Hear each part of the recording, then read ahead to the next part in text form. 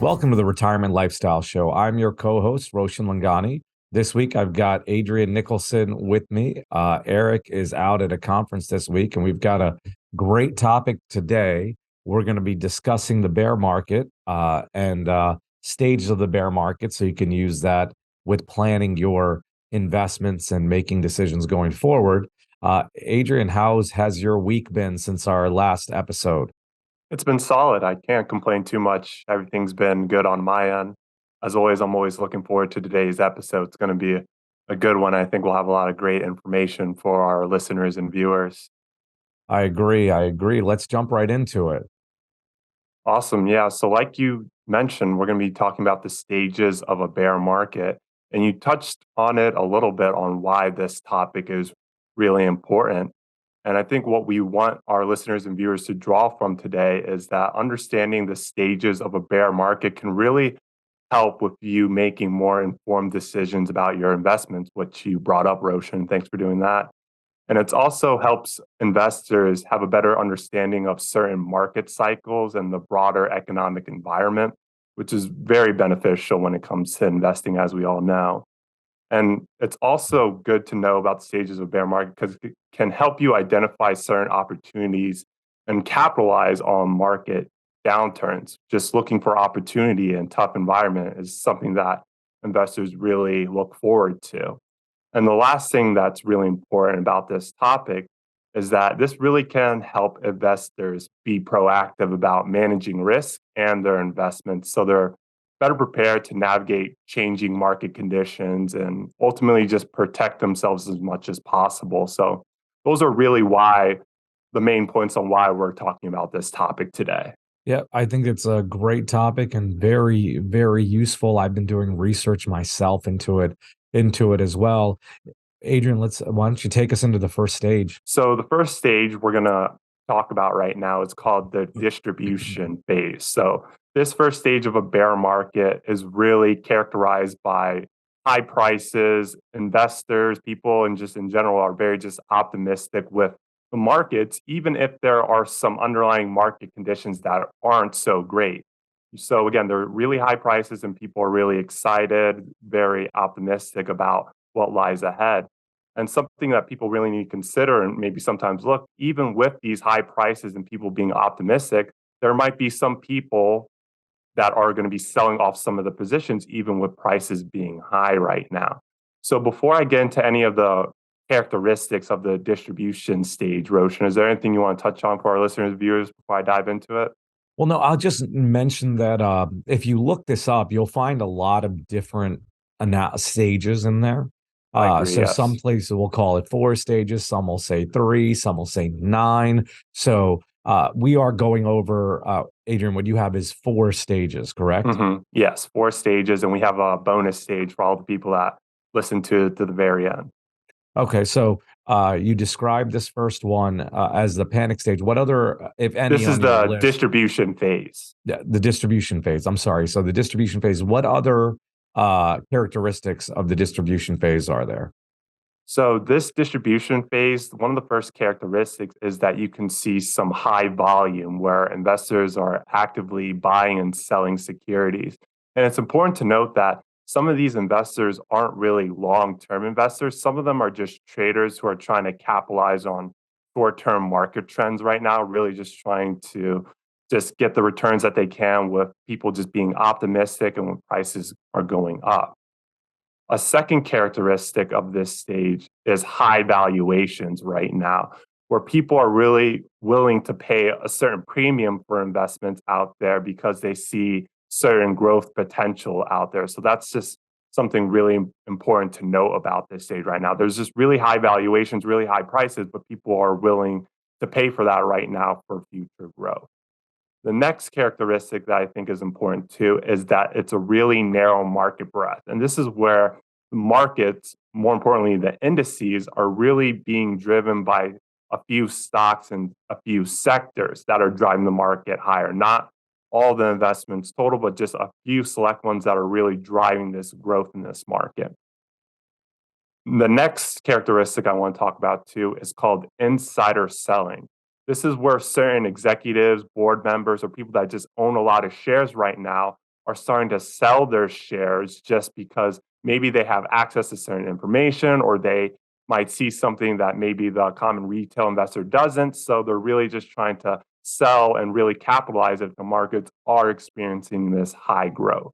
And the last characteristic is called the media hype. This is where the media is really hyping up the market and encouraging investors to stay invested because right now the markets are just doing really well. These high prices are very justified at this point, and this can really make some investors very complacent. So, being aware of the risk is extremely important if you believe that we're in this distribution phase right now. Well, actually, you brought that up. That's one of my questions later. But what stage do you think we're in? What are your thoughts? And for everyone listening, this is where we give our disclosure. Please speak to your advisor. If you need help, please reach out to us. This is not a recommendation by any means. This is just a discussion we're having on the markets and where they stand right now. So just with that disclosure now being out there, Adrian, where do you believe we're in this stage? So, I haven't gone over the definition of these stages. So, right now, and we'll go into them later, I think we're in the capitulation phase and recovery phase, and we're really bouncing back and forth right now because I really believe that the markets are just very sensitive right now, where any news, especially if you think about how markets really react when there's a Fed meeting right now.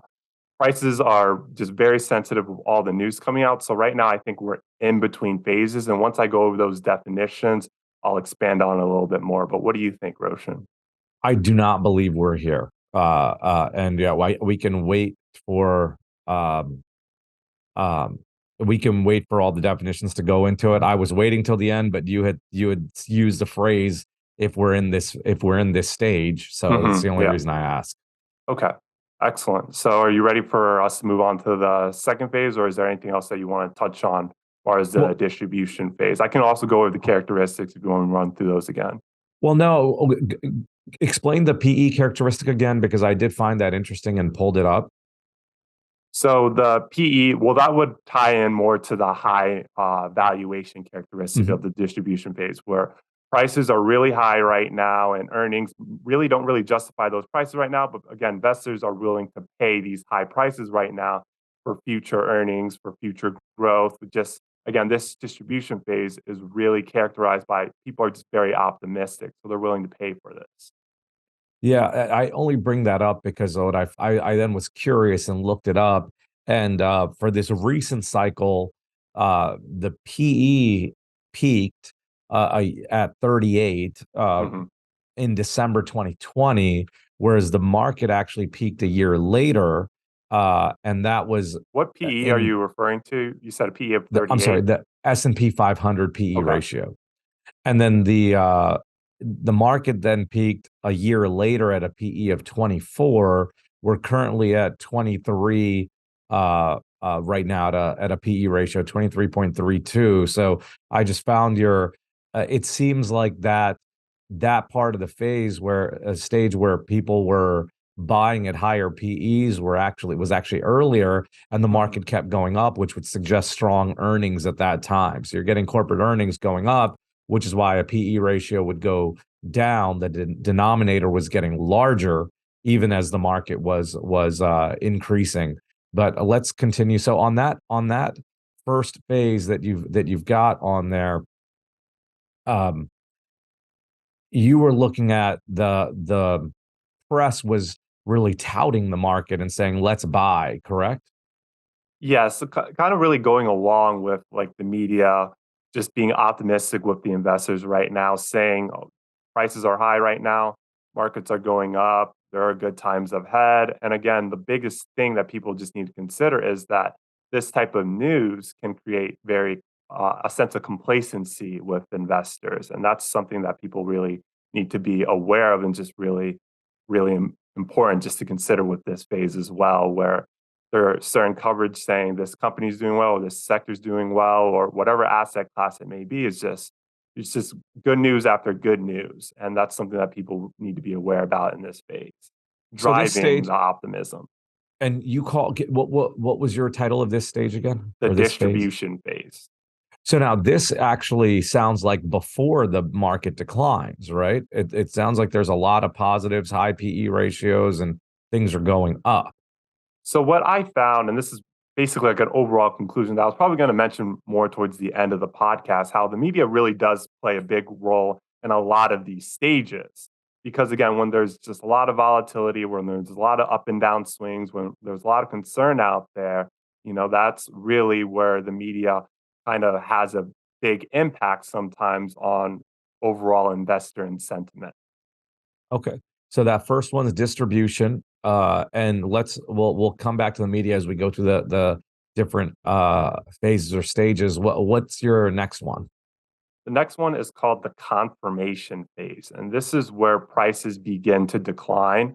You see increased market volatility, and this is where investors are starting to recognize that market conditions are starting to deteriorate. Before I get into the characteristics, is there something you want to comment on this, or do you want me to dive right into it? Dive right in. I guess there is one point, as I mentioned earlier, that we both researched and analyzed this. I actually found a different definition I liked with different stages, but parts of it lined up. So your stage one, which I would view as prior to the bear market, is one I didn't include. And what you've Mhm. got now, this confirmation phase, this is one that I do have different name, but we'll go on to the characteristics and see if everything lines up. Yep, different name, different stages, but I really want to draw our listeners and viewers to the characteristic aspects of this, which are just really important, really shape the definition of bear market, what this bear market is. So the confirmation phase, the characteristics of this again is increased volatility. This is the most notable characteristics where you're starting to see prices begin to fluctuate widely and investors are really beginning to react to the news and market conditions that they're seeing. And again, you're starting to see prices decline.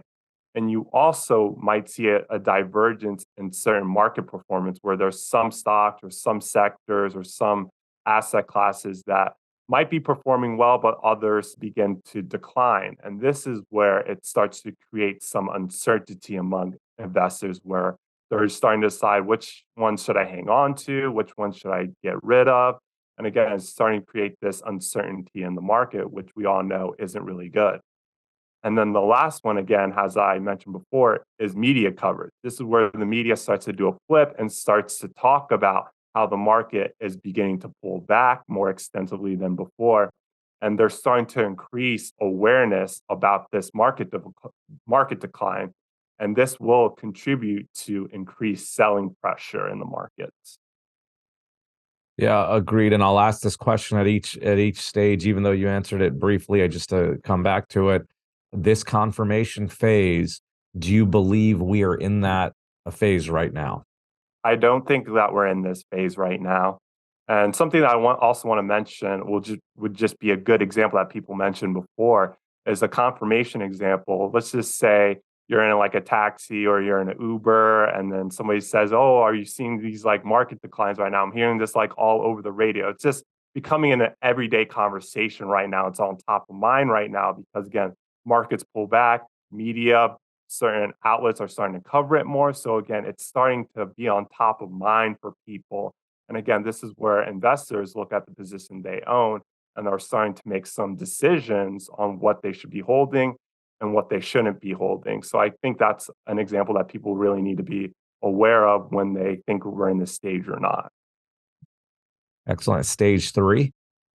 So stage three is called the despair phase. And this is where prices may have fallen significantly and investors have experienced some significant losses.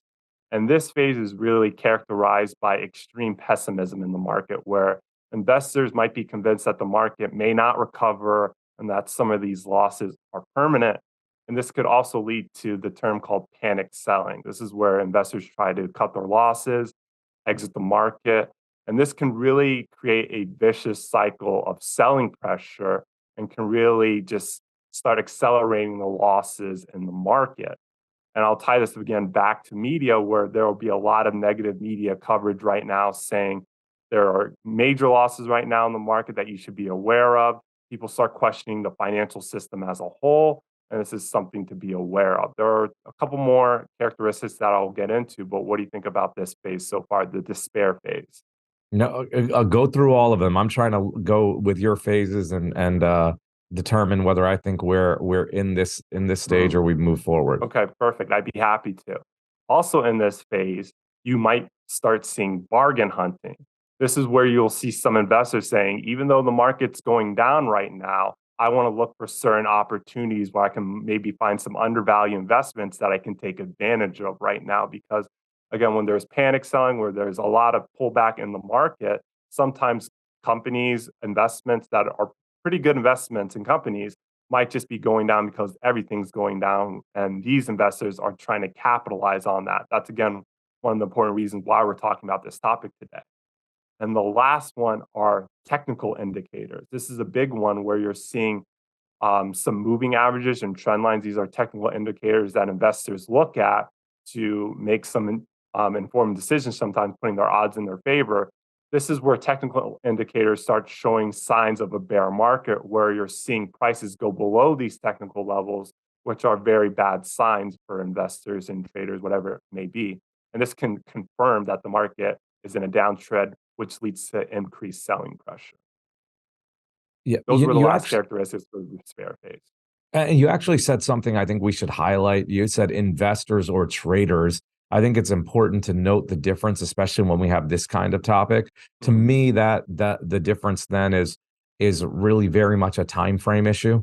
If you're Yep. an investor for the long term, uh, and you're looking at or listening to our episode, a lot of this might be information you can say, well, I'm a long-term investor, I'm not worried about it. If you're a trader, I think this would be top of mind. And if you're an investor but you've got, let's say, cash on the sideline that you've saved or accumulated, and it's you've sold something, this may be useful for you as a long-term investor as well, just because it you're putting new capital to work. So that's where I think it really would apply. um I'm excited to hear stage four because I'm currently in my mind debating whether we are in three or four. What are your thoughts on that? Since you know the stages you've got broken down, do you feel like we're in despair at the moment?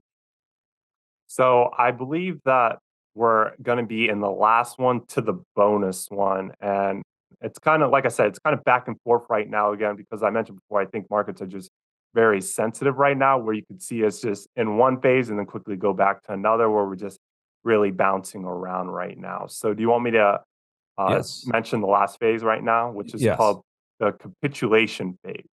And this is characterized by a number of things. This is intense selling pressure, high trading volume, strong emotions by investors, long term investors selling, and a lack of buying interest.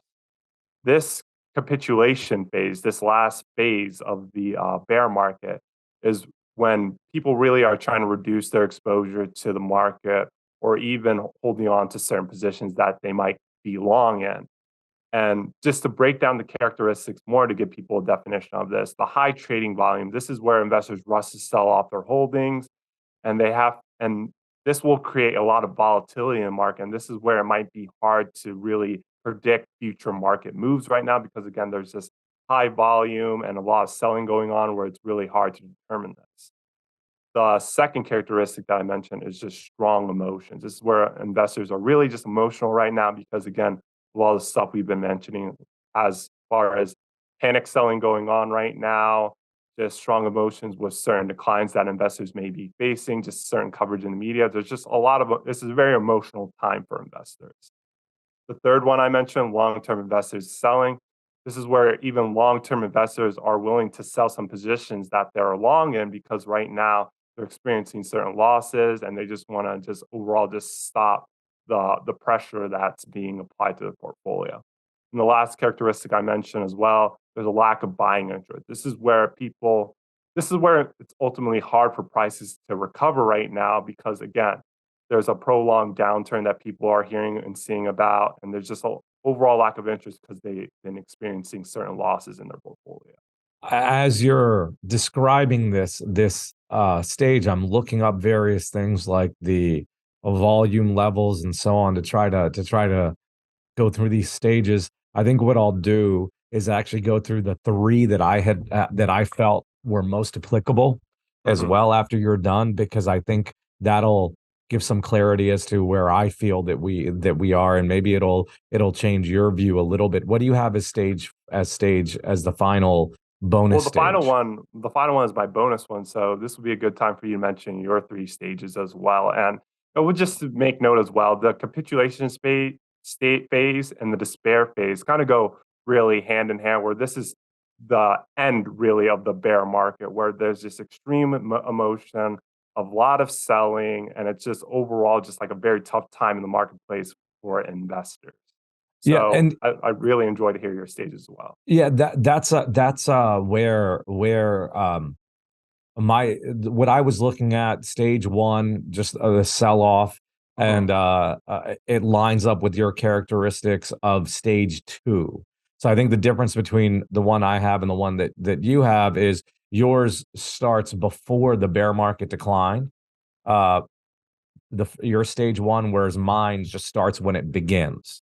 Hmm. So that's where I think the difference is. So you've got where the bear market begins. There's a shift to selling.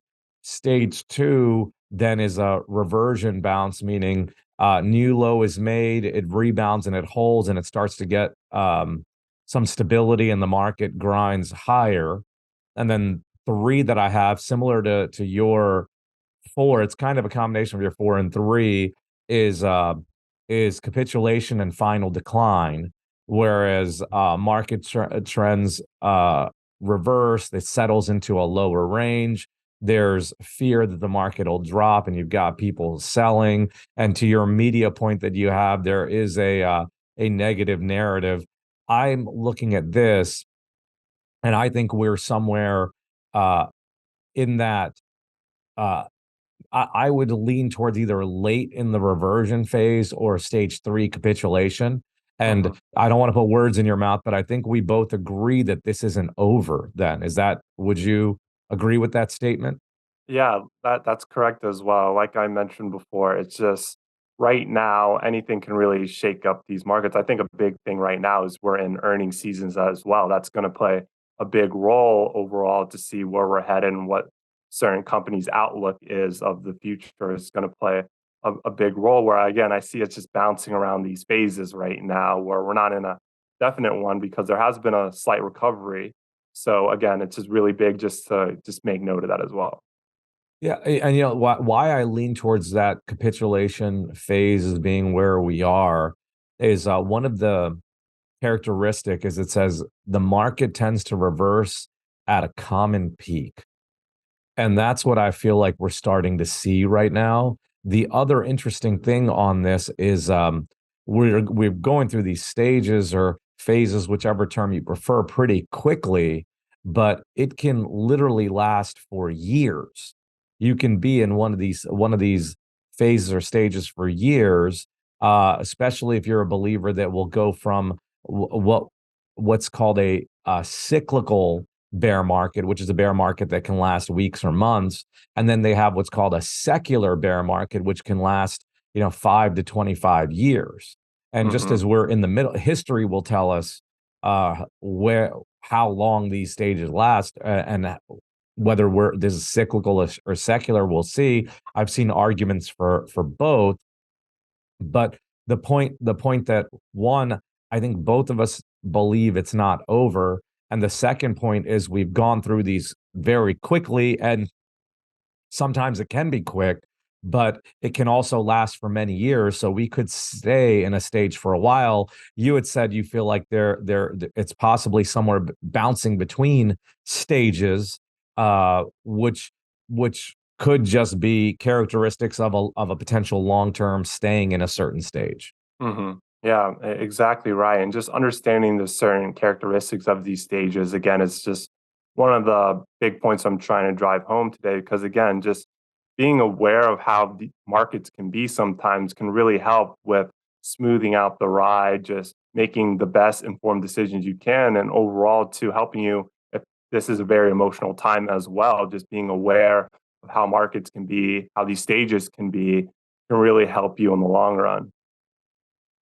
Yeah, and I'm looking at various charts that look at these different stages, and I'm looking at an analysis of '09 and '08, and it really does go to '08 and '09. It doesn't actually, the analysis I'm looking at doesn't actually go all the way back to the peak in '07 because the 20% decline level actually hit in September of of '08 with the Hmm. markets, but then you had continued decline. You know, the markets bottomed in March of '09, but those stages lasted for months, and there was that bear market bounce, that bear market rally, which would be classified as my stage two, which was reversion of the bounce, or your uh I think that would be your stage um would that be your stage two with the confirmation phase? No, that'd be That your would stage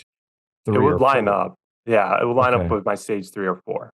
Okay. And then the bottom came in later. So I just wonder the one characteristic that seems to line up in this current market for where I believe that we are is just that I think we are getting these uh this yeah, and I've heard this described as a stabilization phase where the market's settling into a range, and Mhm. that's Yeah, what I feel like we have going on right now. Now yeah. the concern with that is as both of us have said, it doesn't look like we're out of the woods yet, so there is still potential for further decline, but in said differently, there are risks in the market.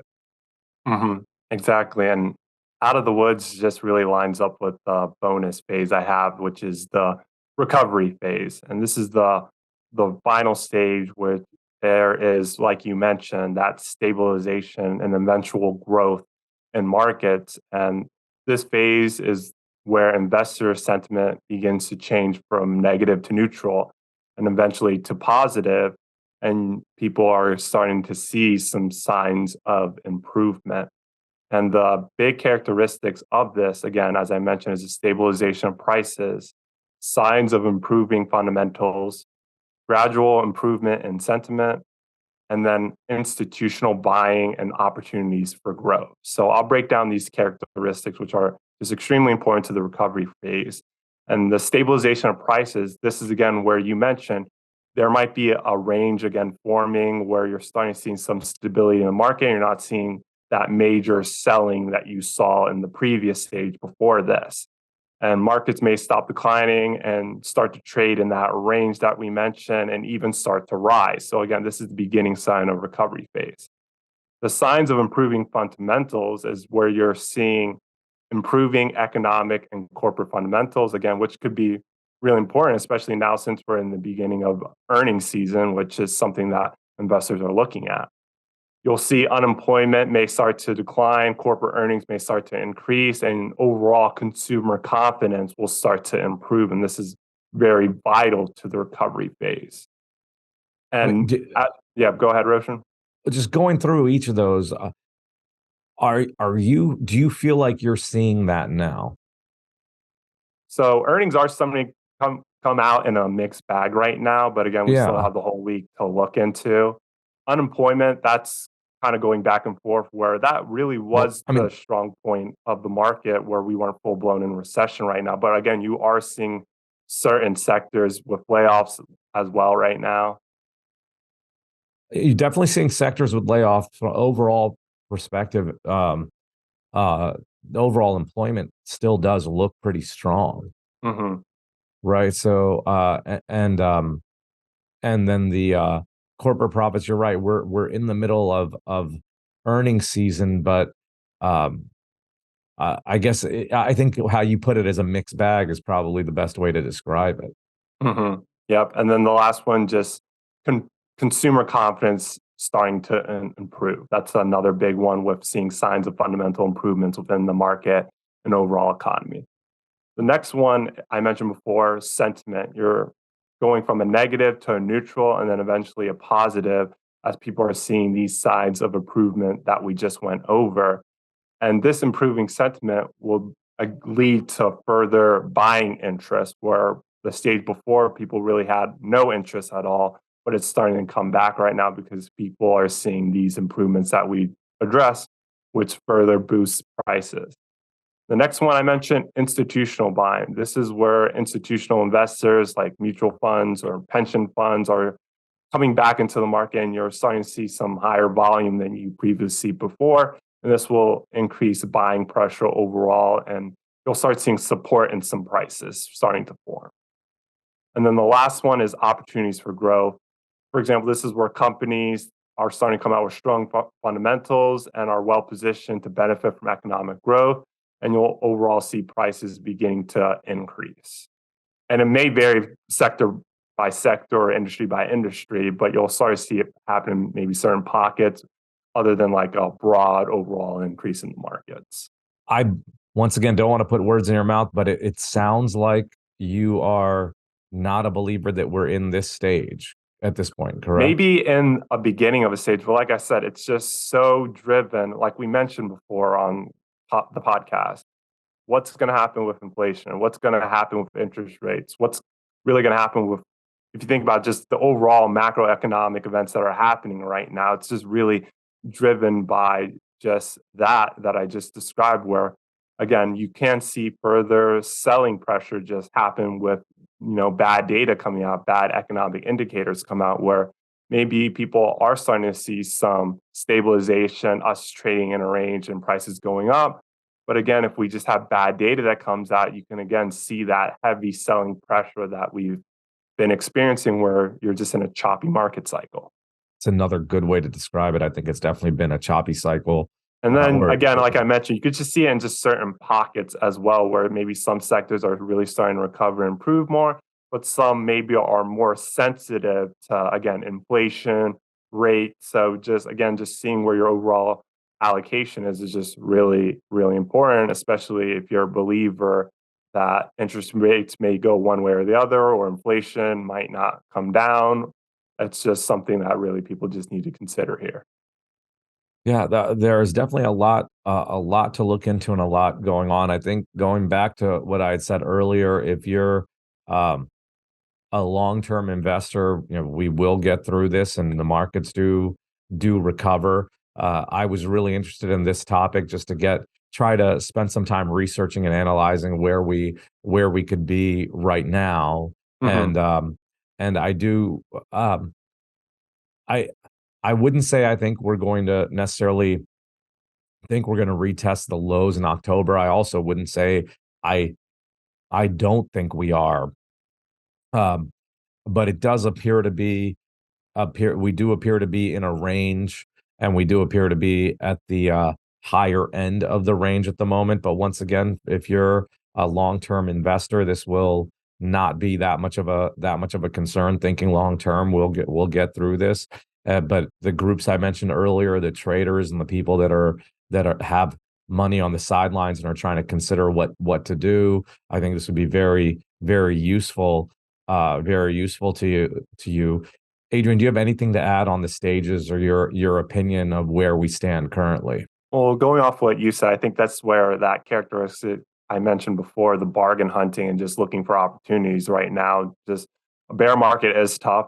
Prices do go down. It is painful. It is emotion too. But again, that just may lead to opportunities, because if there's something that a certain investment that you really liked out there that you may have seen it as, oh, it's just very overvalued, I really can't justify paying for the price it's at, and now it's down. That again is just another opportunity. So again, just really understand the risk and return aspect, really understanding these stages and seeing where we're at, really just trying to draw as much opportunity and capitalizing on that is just really important as well. Yeah, with what you had said about bargain hunting, though, I'll tell you, to me, a lot of this analysis we're doing of the stages and where we stand doesn't necessarily even change behavior Mhm. for that long-term investor, because I think in all markets you are bargain hunting. You are always looking for deals that are out there. So that to me is not any different. Now there may be more bargains available now. Going back to Benjamin Graham Benjamin Graham concept of Mr. Market. Mr. Market presents you with a price every day, or an opportunity every day, and you decide, is it a good price or not right now? Well, Mr. Market will keep opening and keep presenting prices in all markets. And right now, why this is a story at all is just because um, overall things have been heading down for the markets, right? So we're looking at an overall decline, but there are always sectors or different industries or areas within the market where there are opportunities. Yep. Again, certain pockets, certain different sectors, industries. It might not just be all going down at once, all going up. You might see it in just different areas, and that's something that you really need to consider and take a look at. Excellent. I think we covered a lot today. Hopefully, we gave everyone listening, we gave you a lot to think about and help you on your path to making a good investment decisions. We hope you continue on your journey towards the retirement and the life that you want, and we're here to help. Please like, subscribe, give us 5 stars, tell your friends and family, and we'll be back next week with another episode. This has been the Retirement Lifestyle Show.